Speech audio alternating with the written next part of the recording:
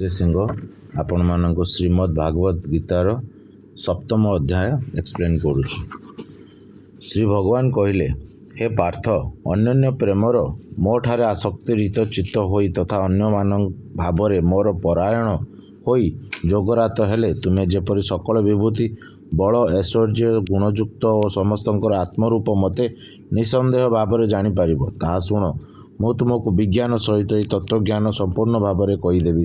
ଏହି ଜାଣିଗଲ ସଂସାରରେ ଆଉ କିଛି ଜାଣିବାର ଯୋଗ୍ୟ ବାସ୍ତୁ ବାକି ରହିବ ନାହିଁ।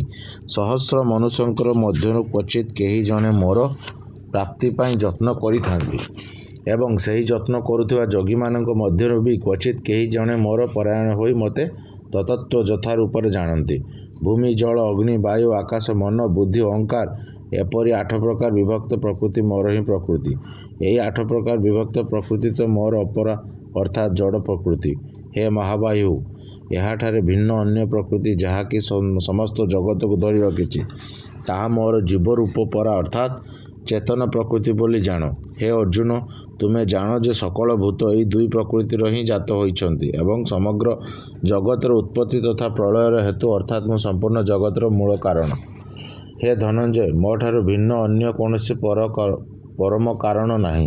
ସୂତାରେ ସୂତାରେ ମଣିଷ ଗୁଡ଼ିଏ ଗନ୍ଥି ହୋଇଥିବା ପରି ଏହି ସମସ୍ତ ଜଗତ ମୋଠାରେ ଗୁନ୍ଥା ହୋଇ ରହିଛି ଅର୍ଥାତ୍ ଏହି ସମସ୍ତ ଜଗତରେ ମୁଁ ଓତପ୍ରୋତ ହୋଇ ରହୁଛି। ହେ ଅର୍ଜୁନ, ମୁଁ ହେଉଛି ଜଳରେ ରସ, ଚନ୍ଦ୍ର ଓ ସୂର୍ଯ୍ୟର ଆଲୋକ, ସକଳ ବେଦର ଓଙ୍କାର, ଆକାଶର ଶବ୍ଦ ଏବଂ ପୁରୁଷମାନଙ୍କଠାରେ ପୁରୁଷତ୍ୱ। ମୁଁ ପୃଥିବୀରେ ପବିତ୍ର ଗନ୍ଧ, ଅଗ୍ନିରେ ତେଜ ତଥା ସକଳ ଜୀବଙ୍କଠାରେ ଜୀବନ, ତପସ୍ୱୀମାନଙ୍କଠାରେ ତପ ଅଟେ। ହେ ଅର୍ଜୁନ, ତୁମେ ମୋତେ ହିଁ ସକଳ ଭୂତଙ୍କର ସନାତନ ବୀଜ ବୋଲି ଜାଣ। ମୁଁ ହିଁ ବୁଦ୍ଧିମାନଙ୍କର ବୁଦ୍ଧି ଓ ତେଜସ୍ୱୀମାନଙ୍କର ତେଜ ଅଟେ। ହେ ଭରତ ଶ୍ରେଷ୍ଠ, ମୁଁ ବଳବାନମାନଙ୍କର ଆସକ୍ତି ରହିତ ଓ କାମନା ରହିତ ବଳ ଅର୍ଥାତ୍ ସାମର୍ଥ୍ୟ ଏବଂ ସକଳ ପ୍ରାଣୀମାନଙ୍କ ମଧ୍ୟରେ ଧର୍ମର ଅବିରୁଦ୍ଧ ଅର୍ଥାତ୍ ଶାସ୍ତ୍ରର ଅନୁକୂଳ କାମ। ଆହୁରି ମଧ୍ୟ ସତ୍ୱଗୁଣରୁ ଜାତ ଯେଉଁଥିବା ଭାବ ରହିଛି ଏବଂ ରଜଗୁଣରୁ ତଥା ତମଗୁଣରୁ ଜାତ ଯେଉଁ ସବୁ ଭାବ ରହିଛି, ସେସବୁ ମୋଠାରୁ ହିଁ ଉତ୍ପନ୍ନ ବୋଲି ଜାଣ। କିନ୍ତୁ ପ୍ରକୃତରେ ମୁଁ ସେସବୁରେ ନାହିଁ କି ସେସବୁ ମୋଠାରେ ନାହାନ୍ତି। ଗୁଣମାନଙ୍କର କାର୍ଯ୍ୟରୂପ ସାତ୍ୱିକ, ରାଜସ ଓ ତାମସ ଏହି 3 ପ୍ରକାର ଭାବ ଦ୍ୱାରା ଏହି ସାରା ସଂସାର ଅର୍ଥାତ୍ ପ୍ରାଣୀ ସମୁଦାୟ ମୋହିତ ହେଉଛି। ଏଣୁ ଏହି 3 ଗୁଣରୁ ଅତୀତ ହୋଇ ରହିଥିବା ଅବିନାଶ ସ୍ୱରୂପ ମୋତେ ଚିହ୍ନୁ ନାହିଁ। କାରଣ ମୋର ଏହି ମାୟା ଅଲୌକିକ ଅର୍ଥାତ୍ ଅତ୍ୟନ୍ତ ଅଦ୍ଭୁତ ତ୍ରିଗୁଣମୟ ହୋଇଥିବାରୁ ବଡ଼ ଦୁସ୍ତର। ପରନ୍ତୁ ଯେଉଁମାନେ କେବଳ ମୋତେ ହିଁ ନିରନ୍ତର ଭଜନ କରନ୍ତି, ସେମାନେ ଏହି ମାୟାକୁ ଉଲ୍ଲଙ୍ଘନ କରିଥାନ୍ତି ଅର୍ଥାତ୍ ସଂସାରରୁ ତରି ଯାଇଥାନ୍ତି। ଯେଉଁମାନଙ୍କର ଜ୍ଞାନ ମାୟା ଦ୍ୱାରା ଅପହୃତ ହୋଇଯାଇଛି, ସେପରି ଆସୁର ସ୍ୱଭାବ ଧରିଥିବା ଲୋକମାନେ ତଥା ମନୁଷ୍ୟମାନଙ୍କର ମଧ୍ୟରେ ନୀଚ ଦୂଷିତ କର୍ମ ମୂଢ଼ମାନ ମୋତେ ଭଜନ କରନ୍ତି ନାହିଁ। ହେ ଭରତବଂଶୀଙ୍କ ମଧ୍ୟରେ ଶ୍ରେଷ୍ଠ ଅର୍ଜୁନ, ଉତ୍ତମ କର୍ମ କରୁଥିବା ଅର୍ଥାତ୍ ଆର୍ତ, ଜିଜ୍ଞାସୁ, ଜ୍ଞାନୀ ଏପରି 4 ପ୍ରକାର ଭକ୍ତଜନ ମୋତେ ଭଜନ କରନ୍ତି। ସେମାନଙ୍କ ମଧ୍ୟରେ ମୋଠାରେ ନିତ୍ୟ ଏକୈକ ଭାବ ସ୍ଥିତ ଏବଂ ଅନନ୍ୟ ପ୍ରେମ ଭକ୍ତି ରଖିଥିବା ଜ୍ଞାନୀ ଭକ୍ତ ଅତ୍ୟନ୍ତ ଉତ୍ତମ ଅଟନ୍ତି। କାରଣ ମୋତେ ତତତ୍ତ୍ୱ ଜାଣିଥିବା ଜ୍ଞାନୀଙ୍କର ମୁଁ ଅତ୍ୟନ୍ତ ପ୍ରିୟ ଏବଂ ସେହି ଜ୍ଞାନୀ ମୋର ଅତ୍ୟନ୍ତ ପ୍ରିୟ। ଏମାନେ ସମସ୍ତେ ହିଁ ଉଦାର ଅଟନ୍ତି, କିନ୍ତୁ ମୋ ମତରେ ଜ୍ଞାନୀ ତ ସାକ୍ଷାତ୍ ମୋର ହିଁ ସ୍ୱରୂପ ଅଟନ୍ତି। କାରଣ ସେହି ମଦ୍ଗତ ମନ, ବୁଦ୍ଧିସମ୍ପନ୍ନ ଜ୍ଞାନୀଭକ୍ତି ଅତି ଉତ୍ତମ ଗତି ସ୍ୱରୂପ ମୋଠାରେ ହିଁ ଭଲ ରୂପେ ଅବସ୍ଥିତ ହୋଇଥାନ୍ତି। ବହୁ ଜନ୍ମର ଶେଷ ଜନ୍ମରେ ତତ୍ତ୍ୱଜ୍ଞାନ ପ୍ରାପ୍ତ ପୁରୁଷ ସବୁକିଛି କେବଳ ବାସୁଦେବ ହିଁ ଅଟେ, ଏହି ଭାବ ରଖି ମୋତେ ଭଜନ୍ତି। ସେପରି ମହାତ୍ମା ଅତ୍ୟନ୍ତ ଦୁର୍ଲଭ। ଭୋଗ କାମନା ଦ୍ୱାରା ଯେଉଁମାନଙ୍କର ଜ୍ଞାନ ଅର୍ପିତ ହୋଇଯାଇଛି, ସେମାନେ ନିଜ ନିଜର ସ୍ୱଭାବ ଦ୍ୱାରା ପ୍ରେରିତ ହୋଇ ସେହି ସମୟ ନିୟମ ଧରି ଅନ୍ୟ ଦେବତାମାନଙ୍କୁ ଭଜନ୍ତି ଅର୍ଥାତ୍ ପୂଜା କରନ୍ତି। ଯେଉଁ ସକାମ ଉକ୍ତ ଯେଉଁ ଦେବତାଙ୍କ ସ୍ୱରୂପକୁ ଶ୍ରଦ୍ଧାରେ ପୂଜା କରିବାକୁ ଇଚ୍ଛା କରନ୍ତି, ସେହି ଭକ୍ତଙ୍କ ଶ୍ରଦ୍ଧାକୁ ମୁଁ ସେହି ଦେବତାଙ୍କଠାରେ ସ୍ଥିର କରେ।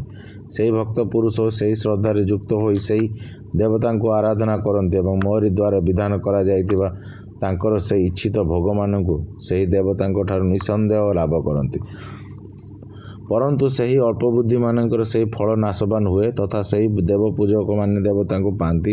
କିନ୍ତୁ ମୋର ଭକ୍ତମାନେ ମୋତେ ଯେକୌଣସି ରୂପରେ ଭଜନ କଲେ ମଧ୍ୟ ଶେଷରେ ମୋତେ ହିଁ ପାଆନ୍ତି। ବୁଦ୍ଧିହୀନ ମନୁଷ୍ୟହୀନ ମୋର ଅନୁତ୍ତମ ଅବିନାଶୀ ପରମ ଭାବକୁ ନ ଜାଣି ମନ ଇନ୍ଦ୍ରିୟର ଅତୀତ ମୋତେ ଅର୍ଥାତ୍ ସଚ୍ଚିଦାନନ୍ଦନ ଘର ପରମାତ୍ମାଙ୍କ ସାଧାରଣ ମନୁଷ୍ୟ ପରି ଜନ୍ମ ହୋଇଥିବା ବ୍ୟକ୍ତି ଭାବ ପ୍ରାପ୍ତ ହୋଇଛି ବୋଲି ମନେ କରନ୍ତି। ନିଜ ଯୋଗମାୟାରେ ରୁଚି ରହିଥିବା ମୁଁ ସମସ୍ତଙ୍କୁ ପ୍ରତ୍ୟୁଷ ହୁଏ ନାହିଁ। ତେଣୁ ଏହି ଜ୍ଞାନୀ ଅଜ୍ଞାନୀ ଲୋକ ମୋତେ ଅଜନ୍ମ ଅବିନାଶୀ ପରମେଶ୍ୱର ବୋଲି ଜାଣନ୍ତି ନାହିଁ, ଅର୍ଥାତ୍ ମୋତେ ଜନ୍ମ ମରଣଶୀଳ ଭାବନ୍ତି। ହେ ଅର୍ଜୁନ, ଅତୀତରେ ଯେଉଁମାନେ ଥିଲେ, ବର୍ତ୍ତମାନ ଯେଉଁମାନେ ଅଛନ୍ତି ତଥା ଭବିଷ୍ୟତରେ ଯେଉଁମାନେ ଜାତ ହେବେ, ସେହି ସକଳ ଭୂତ ପ୍ରାଣୀଙ୍କୁ ମୁଁ ଜାଣେ, କିନ୍ତୁ ଶ୍ରଦ୍ଧାଭକ୍ତିହୀନ କୌଣସି ପୁରୁଷ ମୋତେ ଜାଣି ନାହିଁ। ହେ ଭରତବଂଶୀ ଅର୍ଜୁନ, ସଂସାରରେ ଇଚ୍ଛା ଓ ଦ୍ୱେଷରେ ଉତ୍ପନ୍ନ ସୁଖ ଓ ଦୁଃଖ ଆଦି ଦ୍ୱନ୍ଦ୍ୱ ରୂପକ ମୋହ ଯୋଗୁଁ ସମସ୍ତ ପ୍ରାଣୀ ଅତ୍ୟନ୍ତ ଅଜ୍ଞତା ପ୍ରାପ୍ତ ହେଉଛନ୍ତି। କିନ୍ତୁ ନିଷ୍କାମ ଭାବରେ ଶ୍ରେଷ୍ଠ କର୍ମ କରୁଥିବା ଯେଉଁ ପୁରୁଷମାନଙ୍କର ପାପ ନଷ୍ଟ ହୋଇଗଲାଣି, ସେହି ରାଗ ଦ୍ୱେଷ ଜନିତ ଦ୍ୱନ୍ଦ୍ୱ ରୂପକ ମୋହରୁ ମୁକ୍ତ ହୋଇଥିବା ଦୃଢ଼ ନିଶ୍ଚିତ ଭକ୍ତମାନେ ମୋତେ ସକଳ ପ୍ରକାର ଭଜନ କରନ୍ତି। ଯେଉଁମାନେ ମୋର ଶରଣ ନେଇ ଜରା ଓ ମରଣରୁ ମୁକ୍ତି ପାଇବା ପାଇଁ ଯତ୍ନ କରନ୍ତି, ସେମାନେ ସେହି ବ୍ରହ୍ମକୁ ସମ୍ପୂର୍ଣ୍ଣ ଆଧ୍ୟାତ୍ମିକ ଓ ସମସ୍ତ କର୍ମକୁ ଜାଣନ୍ତି।